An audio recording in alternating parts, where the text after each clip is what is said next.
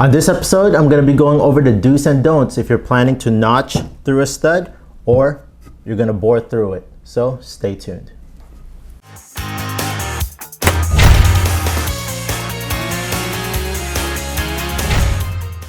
Welcome to Fix This House. If you're new to the channel, please consider pressing the subscribe and notification bell so you can always be in tune on DIYs, how-to videos, and product reviews that I do within this channel. So you're probably planning to cut a notch through your stud or drill a hole right through it. There's a lot more to it than just doing that.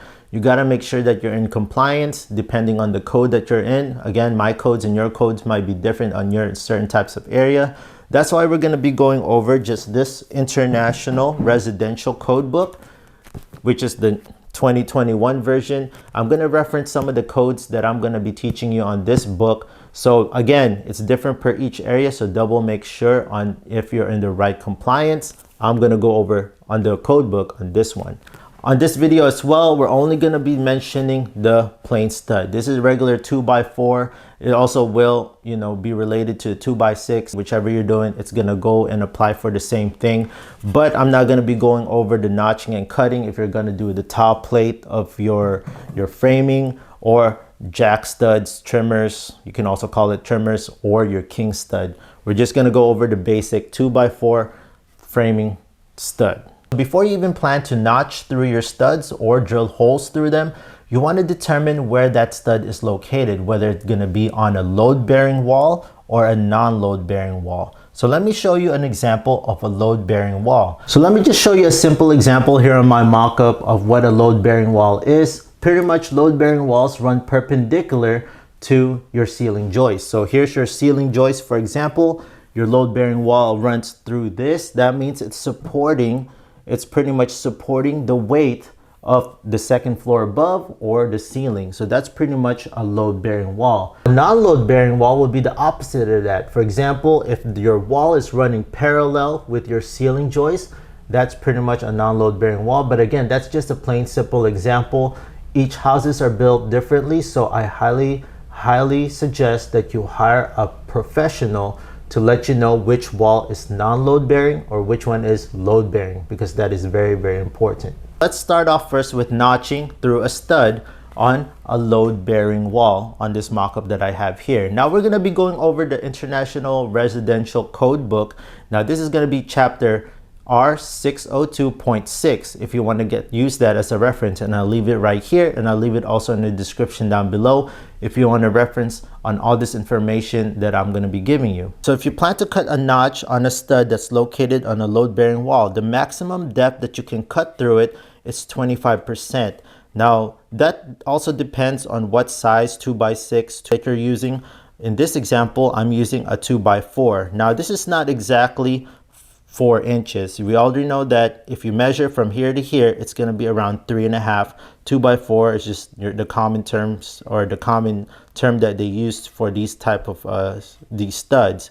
But originally they're 1.5 inches by 3.5. So let's just do the math. 25% of 3.5, which is the depth of the stud, is 7/8 inches. That's why if you measure from here to here, that's 7/8 from this edge to this edge. And this is the maximum that you can cut a notch through a stud. As for the length of the notch, there's nothing in the code book that I know of that states how long that you can notch it out, just the depth. If you have that information, or if you did find it, leave it in the comment section down below. But I don't see why you're going to be cutting the notch like all the way through the length of the stud, which doesn't make sense. You're just going to cut it accordingly from what you need. So now let's talk about cutting a notch on a stud that's located on a non-load bearing wall. Obviously you can cut a little bit more on it, which is 40% max of the depth. So the depth is on a 2x4, which is 3.5, is still gonna be 3.5 times 40%. So that's gonna be around 1.4 if you do the math, which I'm just gonna go by what the tape measure. I'm gonna go a little bit less, which is gonna be 1 3/8.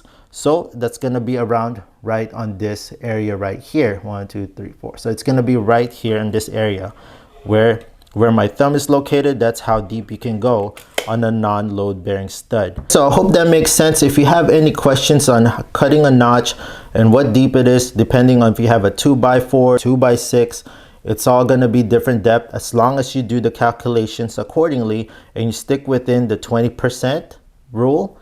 20% rule for load bearing and 40% rule for non-load bearing, which is those are the maxes. Now let's talk about drilling a hole through a stud located on a load bearing wall. The maximum that you can drill is 40% of the depth. So 3.5, 40% of that will be around 1.4. So this hole right here, this is a 1-inch diameter. So the maximum that I could do that is 1 inch and 5/16. So just a little bit more would make it 40% of that. So let's just say you plan to drill a hole that's over 40% but not exceeding 60% of the depth.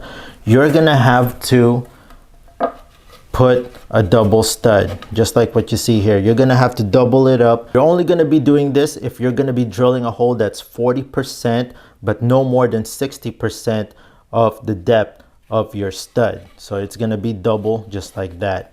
Okay, so hopefully that makes sense. If you have any questions, leave it in this description down below. Now let's talk about boring a hole through a non-load bearing wall stud.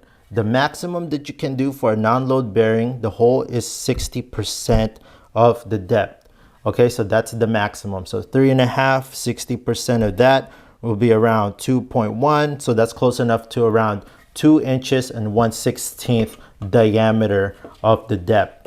So that's pretty much, you're gonna measure 2 1/16 around there.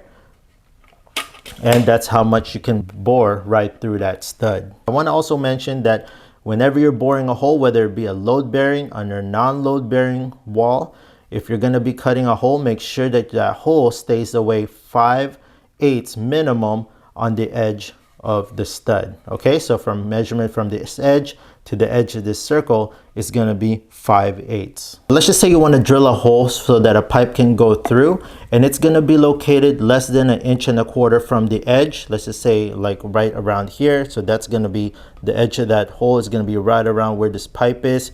You're going to have to use a steel plate. When piping, the thickness of the plate has to be 0.0575 inch or 1.463 millimeters. Okay, this is not exactly, this is made for wire, but you already know this is just an example for the plate. You got to have a plate right through there to prevent from any puncture from screws or nails. Now let's say you want to run wire through this hole and it's going to be located less than 1.25 inches from the edge.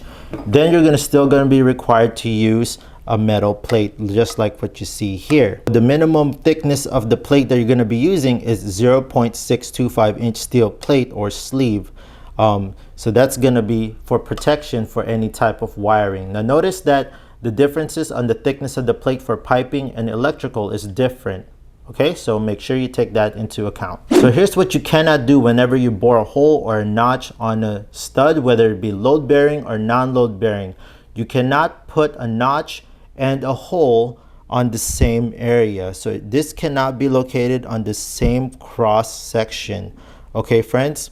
So make sure you take that into account. You cannot notch and put a hole right there on the same section of the stud. It will weaken the stud and it will, it will jeopardize the integrity of the frame. So friends, I hope that makes sense. If you want a clear understanding or a visual picture, stay tuned at the end of this video and I'll leave a picture and wordings describing the chapters that I used and also a picture diagram of what we just talked about, because I want to prepare you friends, because I'm going to be showing you how to run wiring through the stud, and this will come in a very helpful information before considering drilling or notching through any types of stud. Again friends, if you found value and if you found this video helpful, please hit that big thumbs up, press the subscribe and notification bell, and I'll see you friends in the next video. Again, stay tuned at the end of this video so you can see that diagram and the chapters that we used throughout this video. Thank you so much friends. I'll see you next time.